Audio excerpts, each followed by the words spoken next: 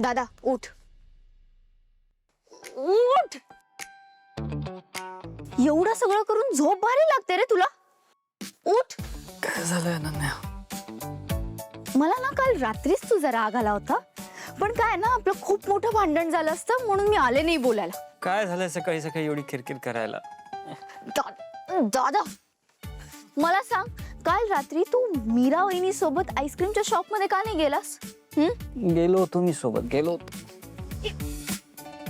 आत नव्हता गेलास तू, शॉपच्या बाहेरूनच आलायस परत.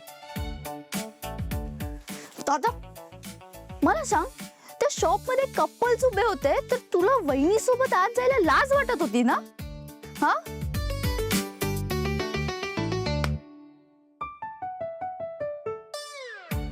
मीराने चुगली केली आहे तर.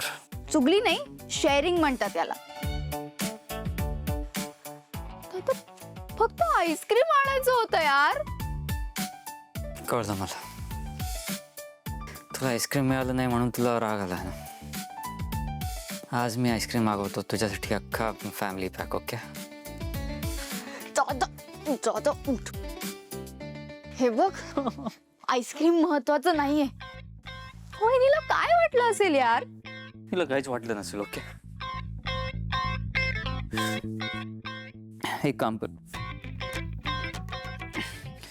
माझ्यासाठी कॉफी आण. ओय कॉफी? मी? मीराला सांग. दादा मी काहीतरी विचारलंय, त्याची उत्तरं दे आधी. पुन्हा फक्त सकाळी सकाळी मला छळतीयस. मी काही छळत वगैरे नाहीये. मी बरं ठीक आहे, असंच वागायचं ना तुला. बघ आता मी काय करते ते.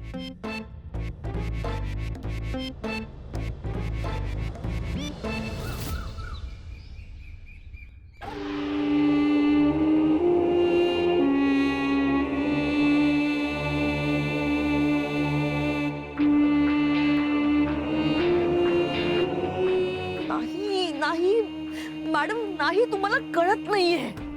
माझ्या आयुष्यात काही नीट चालत नाहीये, काहीच ठीक नाहीये.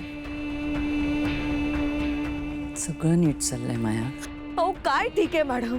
दादासाहेब, अनन्या, वेदा ते सगळे जण मीराला मदत करतायत, तिची बाजू घेतायत. हा, तिचं आणि अथर्वचं नातं स्ट्रॉंगली बिल्ड व्हावं म्हणून त्याला आईस्क्रीम खायला पाठवतायत, डेट्सवर पाठवतायत. पण माया, तुम्ही आईस्क्रीम खाल्लंच नाही, ते तसेच परत आले. अहो नाही मॅडम, तुम्हाला नाही कळत आहे. घरातले ऑलमोस्ट सगळे त्या मीराच्या बाजूने आहेत आणि माझ्या बाजूने कोणीच नाहीये. अहो तुम्ही सुद्धा माझ्या बाजूने फर्मली उभ्या नाही राहत. Maya, you know what madam, please हे माया विया खूप झालं. आता मीराचं जे काही करायचंय ना ते मी करणार, कळलं? आणि त्यात तुम्ही मध्ये पडायचं नाही. I don't care.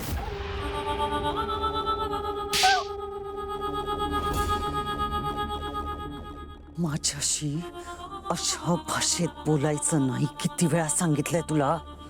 हं? माया, मी तुझ्या बाजूने ना म्हणून निदान तू या घरात तर येस. जर का तुझा हात सोडला ना मी, तर या घरात काय रस्त्यावर सुद्धा जागा मिळणार नाही तुला. त्यामुळे माझ्या परवानगीशिवाय यापुढे कोणतंही पाऊल उचलायचं नाही, कळलं? कळलं?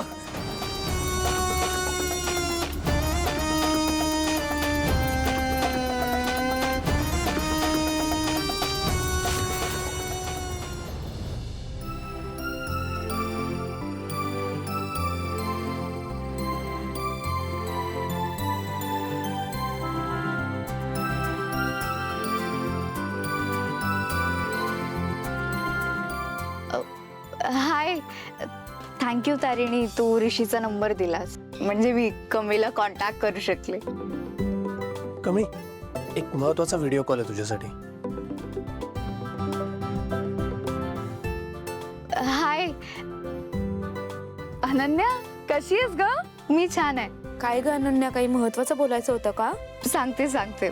बिफोर दॅट मला ना तुम्हा सगळ्यांना थँक्यू म्हणायचंय.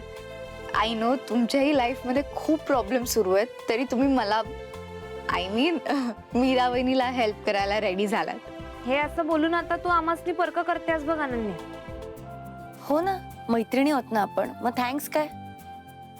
हो ना, आणि मीरा तर माझ्या बहिणीसारखीच आहे.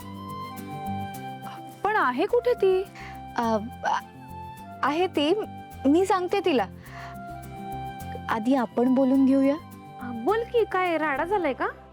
नाही नाही, काही राडा नाही झालाय. तुम्हा सगळ्यांना दादा आणि वहिनीचं नातं कसं आहे ते माहिती आहे ना. दोघांचे एकमेकांवर खूप प्रेम आहे, पण बोलून कोणीच दाखवत नाही. पाडव्याला वहिनीने ते बोलून दाखवलं. वेदाची आई म्हणून मी जगतेच आहे, पण मला तुमच्या मनात पत्नी म्हणून स्थान हवं. मला मला तुमची बायको म्हणून जगायचंय. प्रेम हवंय मला तुमचं. पण प्रेम मी फक्त एकदाच केलं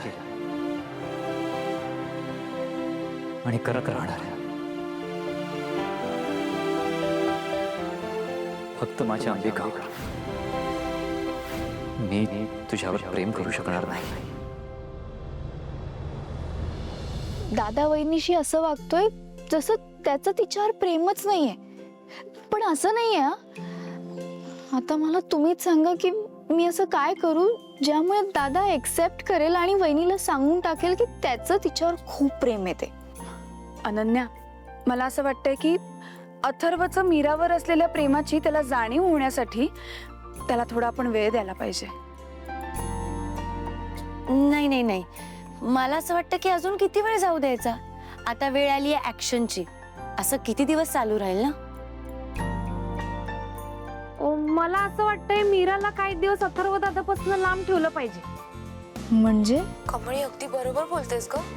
दोघांमध्ये दुरावा आला ना, मगच अथर्वला जाणीव होईल. हो हो हो, मलाही असंच वाटतंय. नाही, काय होतंय, अथर्व समोर मीरा कायम अशी अवेलेबल राहते ना, त्याच्या समोरच आहे ती. त्याच्यामुळे कदाचित त्याला जाणवत नसेल. आणि कदाचित अथर्वला म्हणूनच मीराच्या प्रेमाची किंमत कळत नसेल. कळतंय, पण दादा हे मान्यच करत नाहीये. आता एकच उपाय आहे, मीराला अथर्वच्या नजरेसमोर येऊही द्यायचं नाही.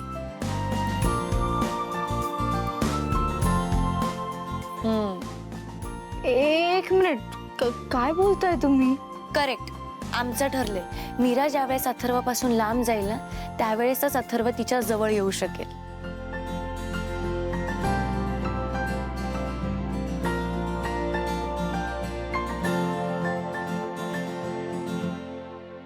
ओके.